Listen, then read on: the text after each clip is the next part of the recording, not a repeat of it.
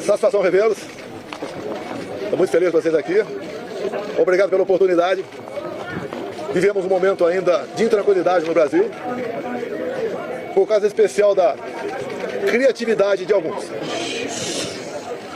Ontem eu fui ao Supremo, a decisão foi na última hora, vocês se surpreenderam. Hoje resolvi não ir. Motivo? Obviamente eu não sabia o que ia acontecer. Mas vamos lá. Eu espero hoje botar um ponto final nisso aí. Parece que tem algo pessoal contra mim. E a acusação é muito grave. E são infundadas. E não é da boca para fora. Eu vou demorar um pouco, mas tem muitas novidades para vocês. Vou começar no final. Quando as eleições se acabarem. No dia 2 de outubro, 2 de novembro, alguns de vocês estavam lá na Alvorada e eu fiz um pronunciamento à nação. Coisa rara, né? Fiz um pronunciamento lido à nação. Eu vou ler apenas um parágrafo desse pronunciamento, que infelizmente não está no inquérito do ministro Alexandre de Moraes. Lá, o terceiro parágrafo, bem curtinho. As manifestações pacíficas sempre serão bem-vindas, mas os nossos métodos não podem ser os da esquerda, que sempre prejudicaram a população, como invasão de propriedade, destruição de patrimônio, cerceamento do direito de ir e vir. Ato contínuo, começamos a transição. Alguns dias depois desse pronunciamento, os caminhoneiros começaram a obstruir vias pelo Brasil. Eu fiz um vídeo pedindo para que eles se desmobilizassem. Eu não tinha intenção nenhuma em parar o Brasil, criar o caos, ou estava pensando em outra coisa. Eles cumpriram esse pedido meu.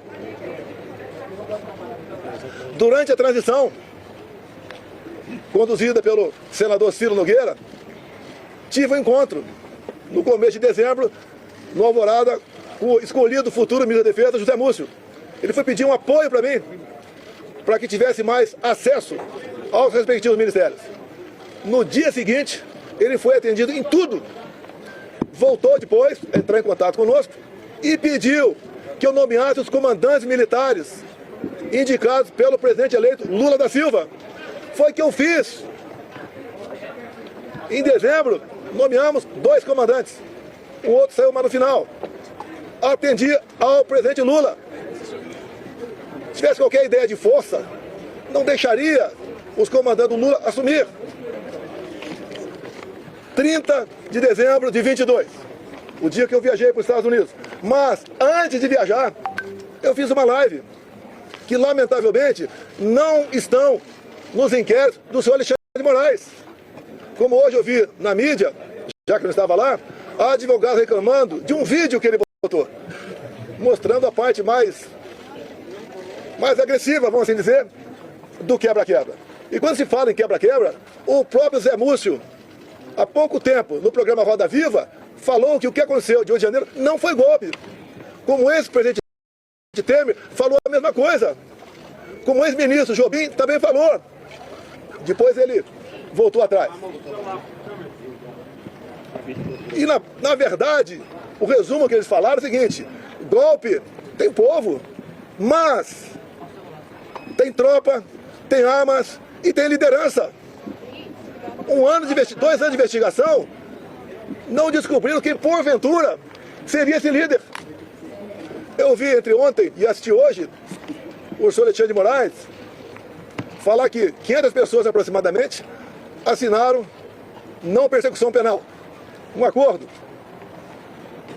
E ele disse, o senhor Alexandre de Moraes, que no acordo essas pessoas admitiam que estavam indo para um golpe. 500 pessoas se programando para um golpe e ninguém sabia. Também, nesses depoimentos, nesse acordo, ninguém cita o meu nome. 500 pessoas, ninguém cita o meu nome.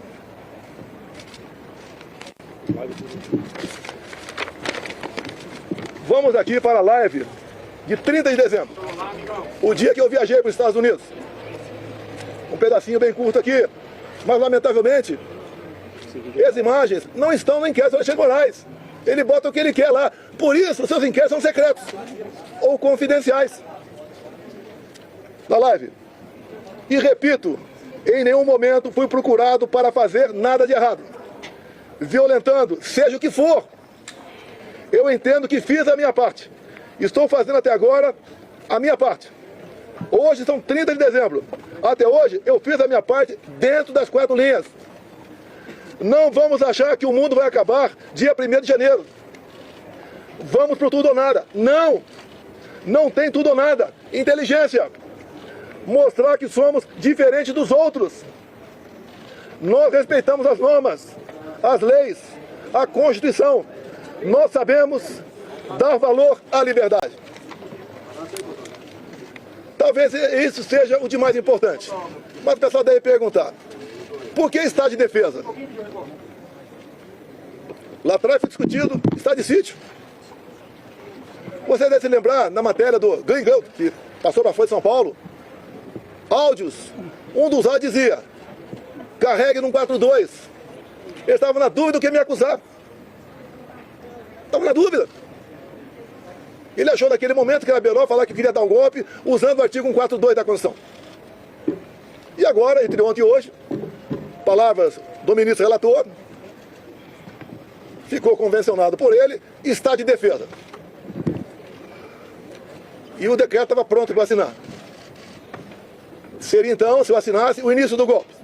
Segundo o ministro relator, configurou-se o golpe a partir desse momento. Mas, antes de uma hipotética assinatura de um decreto de estado de defesa, como está no artigo 136 da Constituição, o presidente da República tem que convocar os conselhos da República e da Defesa. Aí seria o primeiro passo. Não adianta botar um decreto na frente do presidente de estado de defesa e assinar, está resolvido. Não convoquei os conselhos da República e da Defesa. Nem as preparatórias houveram para isso. Se é que você trabalhar com o dispositivo constitucional, é sinal de golpe. Golpe não tem lei, não tem norma. Golpe tem conspiração com a imprensa, o parlamento, setor do poder judiciário, setor da economia, fora do Brasil. Força Armada em primeiro lugar, sociedade, empresários, agricultores. Aí você começa a gestar um hipotético golpe. Nada disso houve. Agora, por que se comentou estado de defesa de sítio? Para a gente desmontar de vez essa história de golpe em cima de um dispositivo constitucional. 2014, acabaram as eleições, Dilma ganhou de Aécio Neves. O que o PSDB fez? Contratou uma auditoria externa. Talvez para dar mais credibilidade ao parecer final. Conclusão, parecer final da auditoria externa contratada pela PSDB sobre eleições. As urnas são inauditáveis. Não sou eu que disse isso. Isso foi em 2015. Eleição de 2014. Desde 2012, eu já tinha ações dentro da Câmara dos Deputados pelo voto impresso. Antes de mim, Flávio Dino foi claro, dizendo que perdeu as eleições por causa do voto eletrônico. Antes disso também, Carlos Lupe, do PDT, em inserções de programa eleitoral gratuito, ele disse, eleições sem voto impresso é fraude. E foi ele que entrou com uma ação contra mim no TSE. Outros 10, 12 falavam a mesma coisa. Eu não era sozinho, eu estava sozinho na defesa do voto impresso. Eu não sou obrigado a acreditar, confiar num programador. Eu confio na máquina. Não sou obrigado a acreditar num programador. Em 2015, eu, deputado Jair Bolsonaro, aprovou uma emenda numa proposta de lei eleitoral, cujo relator era Rodrigo Maia, permitindo o voto impresso. A senhora Dilma Rousseff vetou. Foi derrubado o veto. Na Câmara, algo surreal. Até o PT votou para derrubar o veto. Ato contínuo. Foi convidado pelo ministro do Supremo, Luiz Fux, a ir ao TSE. Chegando lá, encontrei o ministro Fux. Tratou muito bem, feliz. Ele me convidou para ir para lá. e falou que o TSE tinha tomado todas as medidas para implementar o voto impresso nas eleições de 2018. E ele falou, deputado, por falta de recurso, apenas 5% das sessões terão voto impresso. Eu falei, é uma excelente referência. É mais número de eleitores do que uma pesquisa. Eu só faço um pedido para o senhor. Pulverize as urnas. Ele falou, já está programado, serão pulverizadas. O TSE começou a preparar. Tem um vídeo do ministro Gilmar Mendes, ministro Barroso, elogiando a nova urna eletrônica com a impressora do lado. Bem, poucos meses depois, por 8-3, o Supremo Tribunal Federal disse que a urna era inconstitucional. Essa ação foi proposta pela senhora Raquel Dodge na época, chefe do MP. Porque a impressão do voto, segundo o Supremo e ela, segundo o Supremo e ela, a impressão do voto colocava em risco a segurança das eleições, o sigilo do voto. Esses foram os argumentos. Deixo claro que na Venezuela só foi possível detectar fraude o ano passado por causa do voto impresso. Foi a primeira vez que a Venezuela adotou o voto impresso. Por que a Venezuela fez isso? Já que o sistema eleitoral deles era exatamente igual ao nosso. Porque houve um momento que o governo Biden queria comprar petróleo da Venezuela. E não podia comprar o petróleo sem nada em troca. Então foi feito um acordo, governo Biden dos Estados Unidos, governo Maduro da Venezuela e oposição. E impuseram então um voto impresso. Ele foi testado a primeira vez, em dezembro do ano retrasado, na Venezuela, num referendo, se podia ou não invadir a Guiana para tomar posse da região de Essequibo, que depois que apareceu o petróleo, a Guiana ficou um país cobiçado. E o Maduro, quando foi votar no referendo, falou, aqui você vota sim, sim, sim, sim, papelzinho, não é igual a outro país, é papelzinho dentro da urna. E o Maduro aceitou por que o voto impresso? Já queria ter problema com a Maria Corina ou com o Capriles, os maiores adversários dele naquele momento. O que ele fez? Tornou-os, Maria Corina e Capriles, inelegíveis por 15 anos. Qual a acusação? Atos antidemocráticos. Subiram no carro do som e criticaram o governo Maduro. Isso passou a ser ato antidemocrático. Começa a lembrar um pouquinho do Brasil ou não? As duas oposições mais fortes, fora da ficha eleitoral, o Maduro pensou que fosse entrar em campo e ganhar o WO. A Maria Corina organizou seu partido, organizou bases, fez um movimento por toda a Venezuela, muito parecido com o meu aqui, onde a multidão ia atrás. 300 mil mortes em São Paulo, milhares de pessoas por todo o Brasil. Tiveram as eleições. A Maria Corina se organizou, não vou entrar em detalhe aqui, se organizou. Quando começou a apuração, chegando na casa de 70%, o que o Maduro fez? Suspendeu. E logo depois, se autodeclarou eleito presidente da Venezuela, ou melhor, reeleito. Mas a oposição tinha boletim de urna, tinha atas. E essa questão se alastrou fora da Venezuela. Chegou-se à conclusão, então, que tinha havido fraude por parte do Maduro. E tinha que encerrar as eleições por ali, caso contrário ia dar a vitória do Edmundo, o candidato da Maria Corina. E dali para frente vocês sabem a história. O governo brasileiro, o PT reconheceu a vitória do Maduro. O governo brasileiro, Lula da Silva já, não quis reconhecer. Houve um entreveiro entre ambos. O Maduro falou em certo momento, a sua justiça eleitoral reconheceu você vitorioso aí. A minha reconheceu aqui. Fique quieto ou vou falar. Palavra do Maduro. O voto impresso é um direito. Como a contagem pública de votos tem que ser feita. A Alemanha não aceitou o voto igual ao nosso. Presidente, sobre a decisão de hoje... Não, desculpa aqui. Eu não vou atender, com todo respeito a você, não vou te atender aqui. Tá? Tá ok. Depois eu fico aberto a... Então o voto impresso, mais de 400 deputados derrubaram o veto em 2016 para 2017. Eles estavam atacando a democracia, quem votou para derrubar o veto, atentaram contra o Estado Democrático de Direito. Agora vamos num ponto nevrálgico aqui sobre o voto impresso. Quando acabaram as minhas eleições, a última agora, em 22, o meu partido peticionou o TSE. No dia seguinte, o ministro-presidente do TSE, Alexandre de Moraes, não aceitou, mandou o arquivo e nos deu uma multa de 22 milhões de reais. Alguém já viu um advogado ser multado por aí? Por peticionar alguém do Poder Judiciário? Se ele tivesse recorrido, a multa poderia passar para 200 milhões. Ou até mesmo, quem sabe, caçar o registro. Então, não tínhamos como discutir dentro da Justiça Eleitoral essa questão. Vamos voltar um pouquinho para 2018. Depois voltar para 22. 2018, eu ganhei no segundo turno. Uma enxurrada de votos. Teve a facada.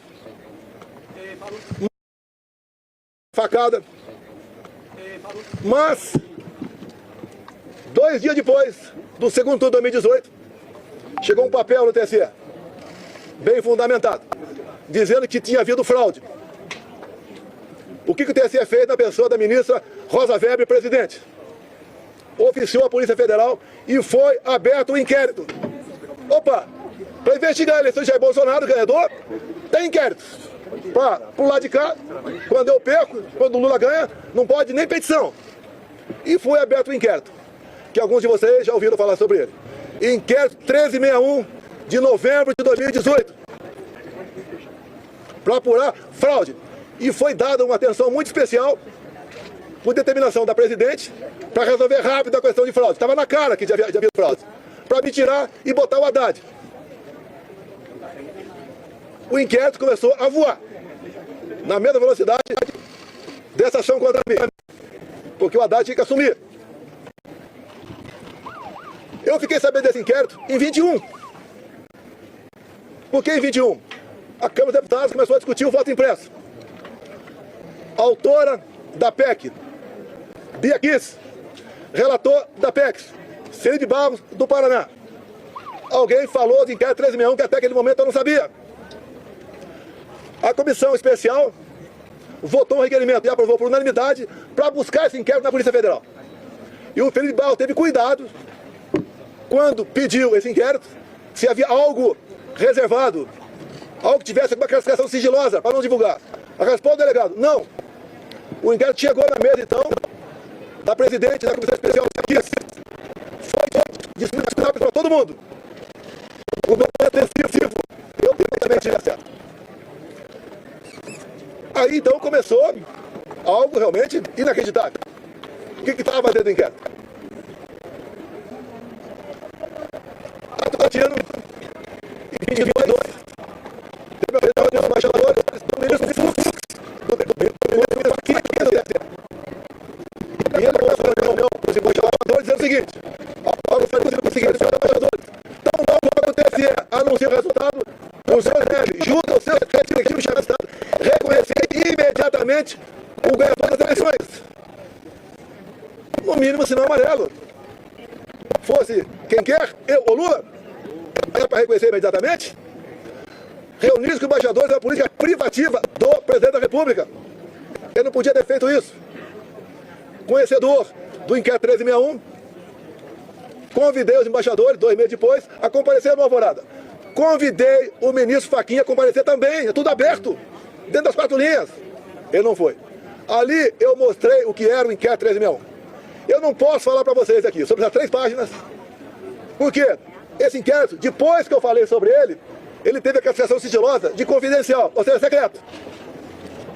Tudo que acontece aqui, por parte do Alexandre de Moraes, é confidencial, é secreto. 8 delações do CID, secreto.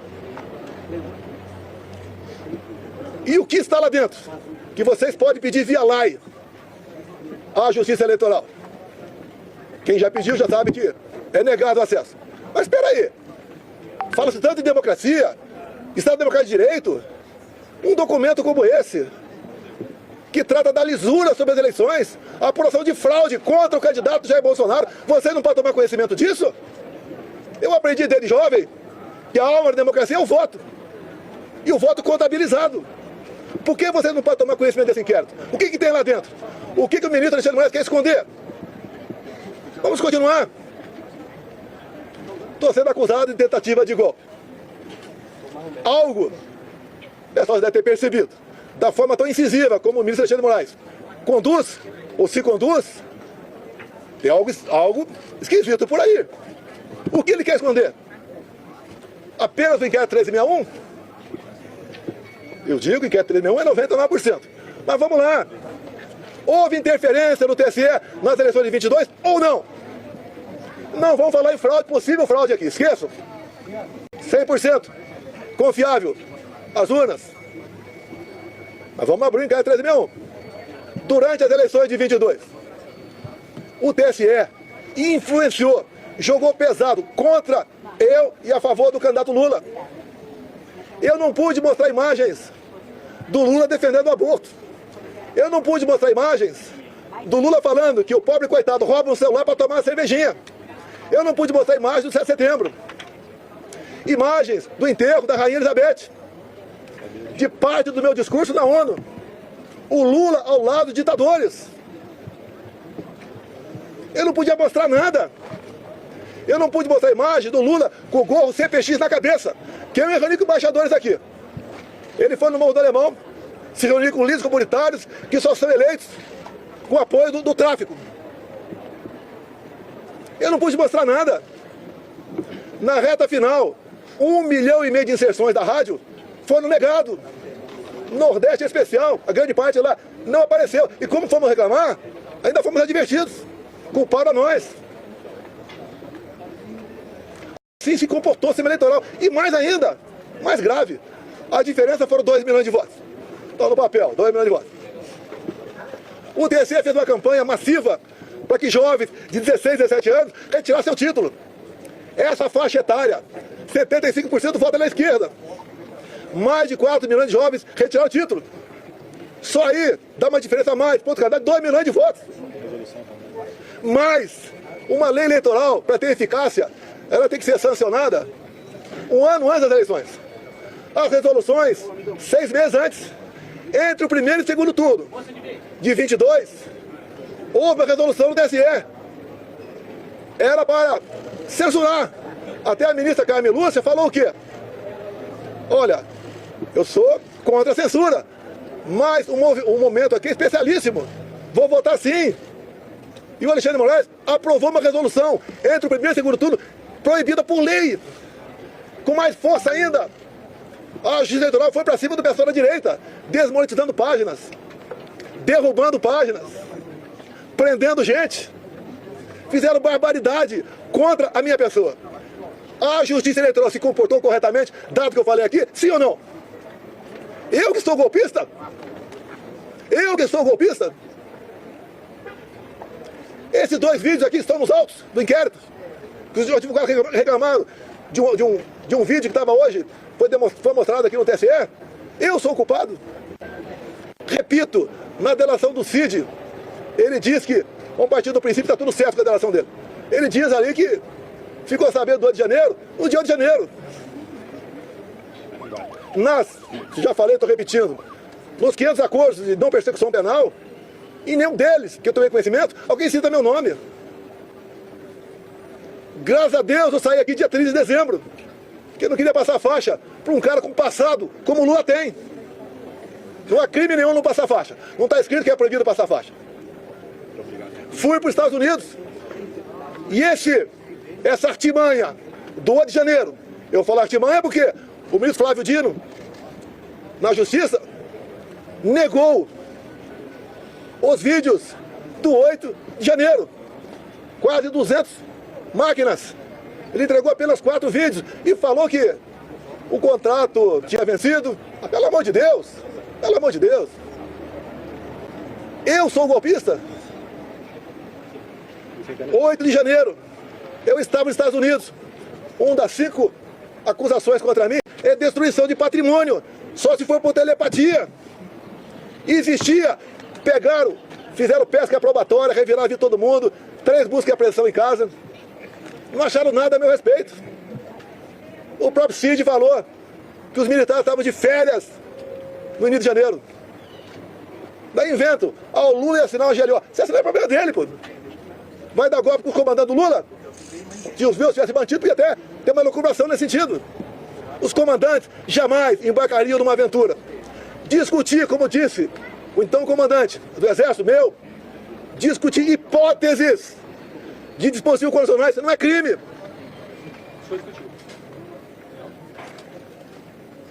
Você não vai me tirar do sério. Eu acho que a maioria já aprendeu aqui como é que eu acho. Quiser tumultuar com você, é outra história, vou embora. Vou abrir a pergunta para vocês.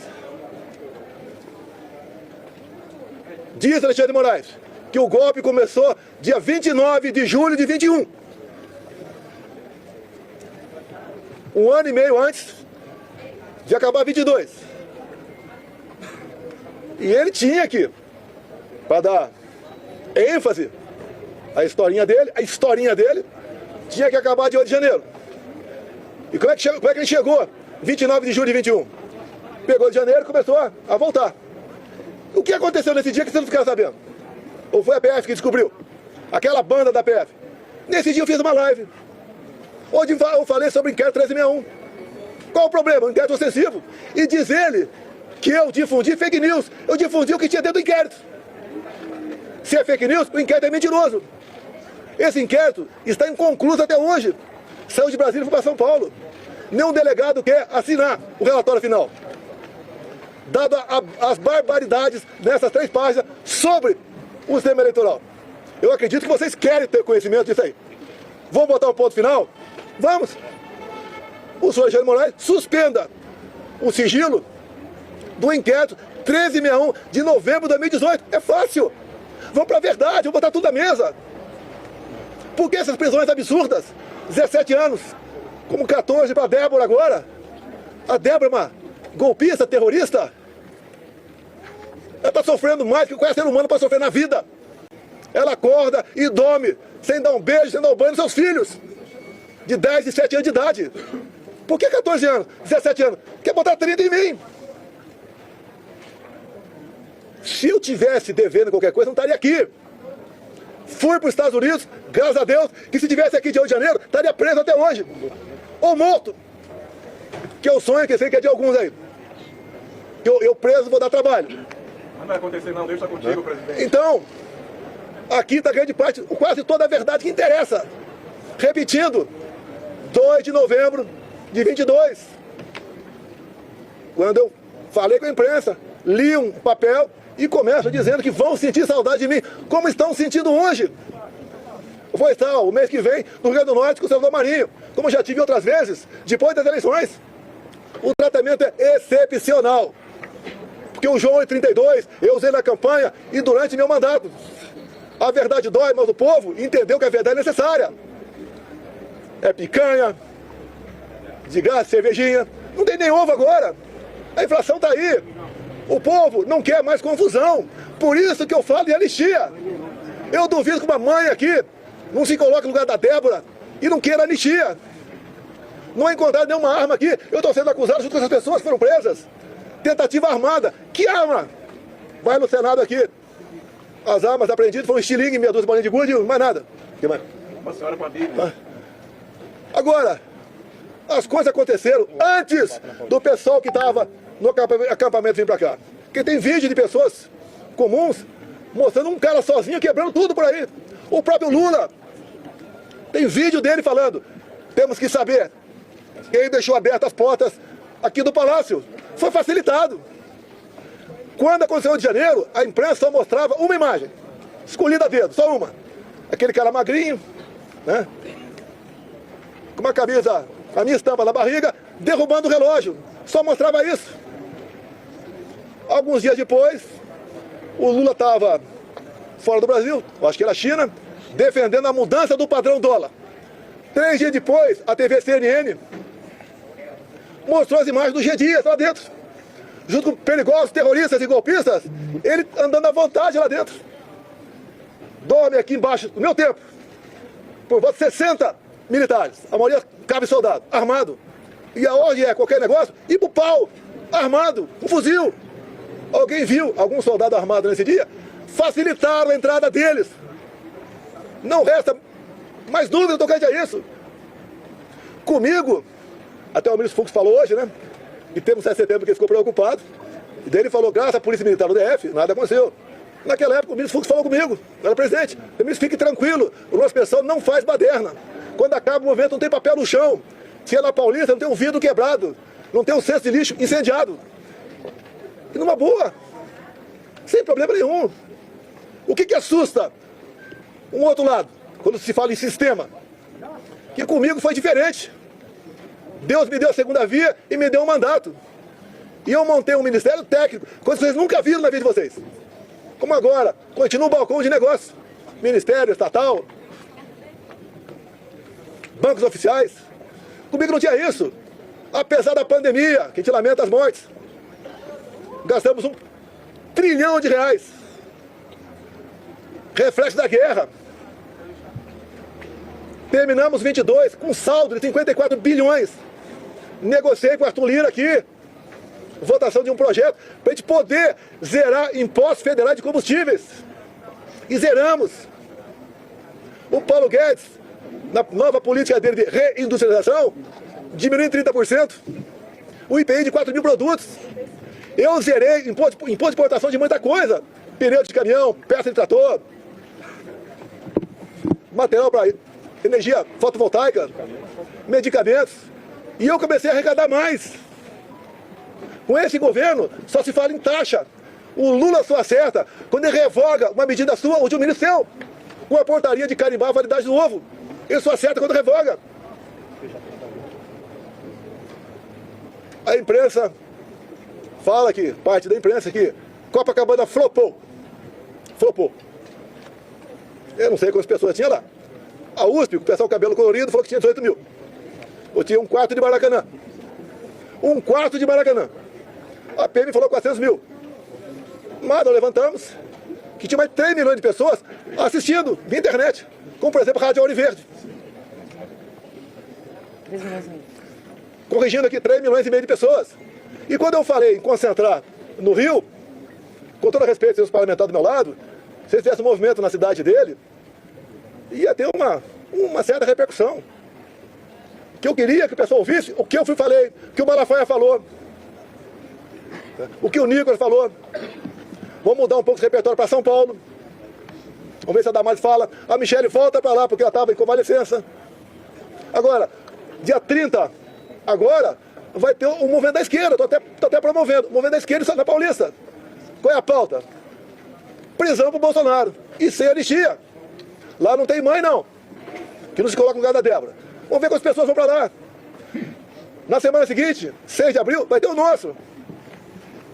Tudo acertado com o Tarcísio. Devemos ter pelo menos 6 governadores. Mais de 50 parlamentares. Vamos continuar nessa luta da anistia. A anistia é perdão, é passar borracha. É fazer o Brasil voltar à sua normalidade. Eu não quero confronto. Eu quero o bem-estar do meu povo. Não tenho obsessão pelo poder, tenho paixão pelo Brasil. E quando alguns falam inelegível, por que eu estou inelegível?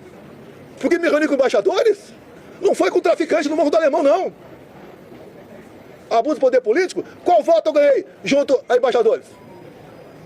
A outra inelegibilidade, abuso de poder econômico. Acabou aqui o 7 de setembro. Com toda certeza, 1 milhão de pessoas aqui. Parecia uma plantação de girassol amarelo. Deixei minha faixa. Acabou o 7 de setembro. A estrutura dos palanques que estavam por lá de lá, subi no carro do som Cida Malafaia. E ali, eu fiz o lançamento. E que coisa ridícula. Por ocasião da votação da minha elegibilidade, o ministro Alexandre de Moraes, falando, inclusive, ele fez um coro de imbrochável. O que é isso? Eu falei para um cara que estava lá embaixo, aquela medalha minha, não foi no microfone. E se tivesse falado, qual é o problema? Como agora tá um grito aí, quando qualquer lugar que eu vou, chip. Qual o problema?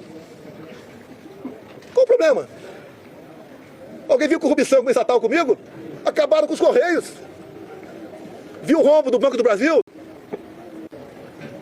Como é que era, por exemplo, Porto de Santos? Dava prejuízo anual de 500 milhões. O Tarcísio assumiu o ministério. Passou a dar lucro de 500 milhões. Para onde ia esse R$1 bilhão?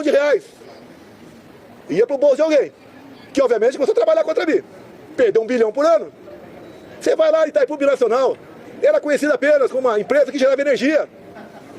Quando o general Silvio Luna assumiu, ele ligou para mim, ficou abismado. O tamanho da corrupção lá dentro. Eu falei, mas como é que isso nunca veio à tona? É porque ó, Itaipu binacional, por ser binacional, não é auditada pelo TCU. Podia meter o braço até o sovaco e roubar. Nós tapamos esse rombo. Junto com o ministro Saxida, foi a reta final. O que nós fizemos? Reduzimos em 45% o preço da tarifa em dólar. E mais, concluímos a segunda ponte com o Paraguai. Não é uma pinguela não, uma ponte 470 metros de vão. Tá 2 anos faltando a cabeceira. Começamos a terceira ponte em Porto Murtinho, para a Bioceânica. Alongamos em 600 metros o aeroporto de Foz do Iguaçu. Levou água para o Nordeste. Vou terminar Itaipu aqui. Atendi o governador Ratinho, asfaltando em 43 quilômetros. Também a pedido do Felipe Barros. Asfaltamos a Transboiadeira, 43 quilômetros. Atendemos, com pequenas obras de infra, mais de 50 municípios. O então secretário da Pesca, Jorge Seife, começou a tratativa com o Paraguai para nós praticarmos a piscicultura no Lago de Foz.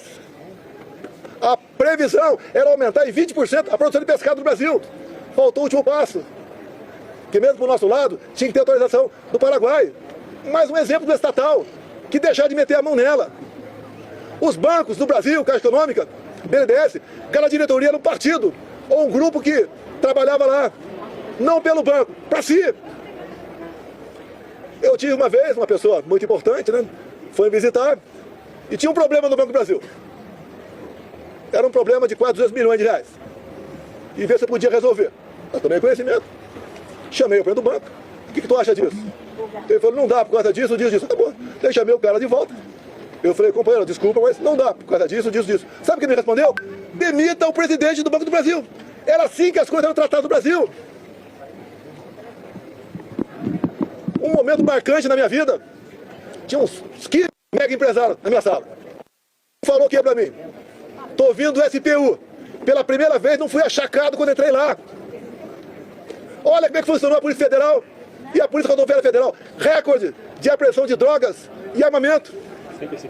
Olha o campo. Acabamos de invasão do MST. Como? Armamento pessoal. Arma não mata. Tanto é que o povo, em grande parte, teve arma. E diminuiu em quase 30% o número de mortes por arma de fogo do Brasil. O Tarcísio foi um gigante. Acabamos com muitas balsas pelo Brasil. O Marinho levou água para o Nordeste.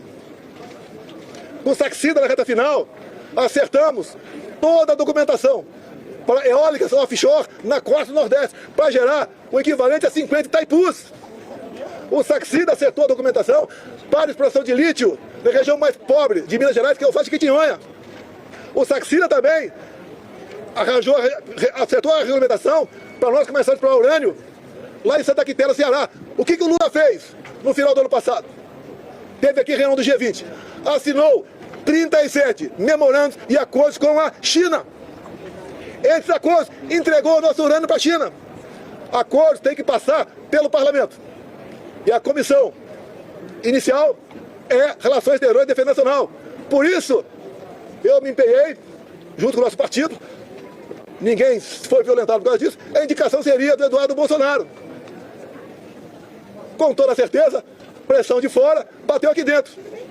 O Lula quer botar o Brasil no colo da China. É só vocês da imprensa tomarem conhecimento dos 37 memorandos e acordos, até acordo satelital. O que o Lula quer? Quer uma internet dele, e a China aqui dentro. Não tem como esse país ir para frente. Não tem. É impossível esse país ir para frente.